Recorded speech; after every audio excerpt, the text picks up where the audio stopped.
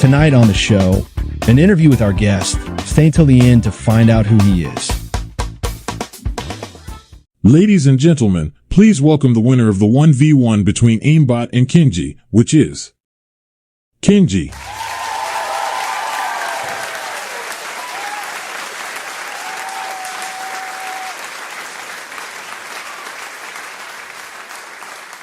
Kenji, what would you say to your opponent that lost?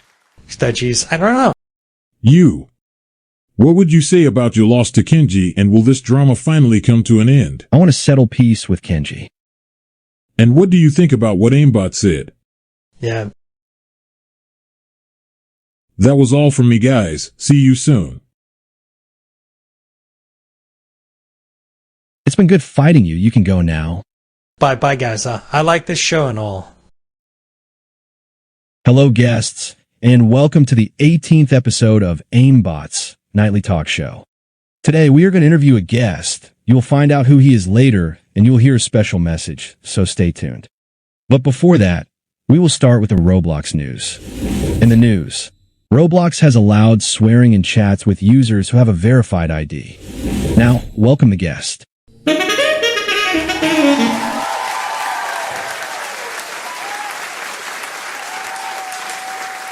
Neprov.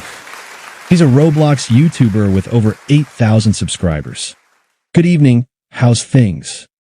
Life's boring and I'm tired right now. Don't ask me how I am right now. You can guess by my suit. How lovely. But anyway, first question. What inspired you to create your channel? I have been on that platform for about a decade and a half. Nothing necessarily inspired me from my memory because it was a long time ago, but I mainly just wanted to show cool stuff I liked. It wasn't just Roblox, it was everything. But nearing 2020, I shifted to mainly Roblox. Then, after my first channel died, I abandoned it and started a new one, which exploded, given my first major breakout was about 2 months ago. 15 years. Damn.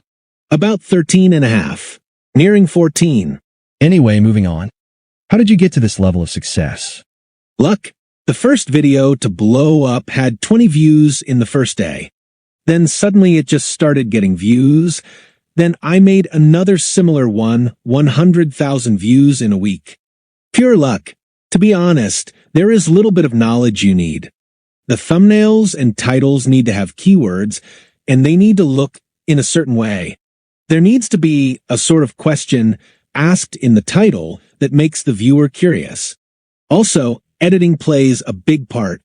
For me, however, 5% skill and 95% luck. Some get blessed, some get cursed. This is life. Anyway, moving on. What important things did you learn from the channel? A big issue is comments. I love reading comments, and it can often be hard. No matter how big the creator is, whether they have millions or thousands, even one hate comment can cut. And negative comments are one thing. I understand many may not share my opinion, but there are some stingers in there.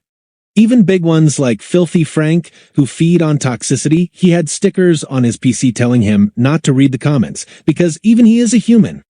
Well, I take hate comments as a water drop in the ocean. I accept hate comments and criticism, as it helps me improve when needed. Well, there's a difference between the two. I enjoy reading critical comments. I think it's always best to think for yourself. And if the viewer disagrees, that's cool. You're right. But anyway, moving on next. What are the difficulties of being a YouTuber? A lot of it is drive and morale and scheduling. I'm currently in the process of getting ready to move, but not like most people. I am moving continents, so it's a whole new ballpark. I am quite stressed trying to maintain personal life with my channel. Also, the drive to make videos also is a big factor. Because sometimes I open the software, stare at the screen, and close it after. Because I don't want to do it, and I don't want to stress myself further. Well, you do need to have some sort of motivation. For example, this might sound greedy, but I do YouTube for money. If you want a Porsche in your garage, you got to do it, man. I think money should be a driving factor, but not the driving factor. Everyone has different motivations for this. I don't want a Porsche in my garage. I just want to live happily and comfortably. The channel also isn't my plan A. I do it for fun, and money happens to also come out of it.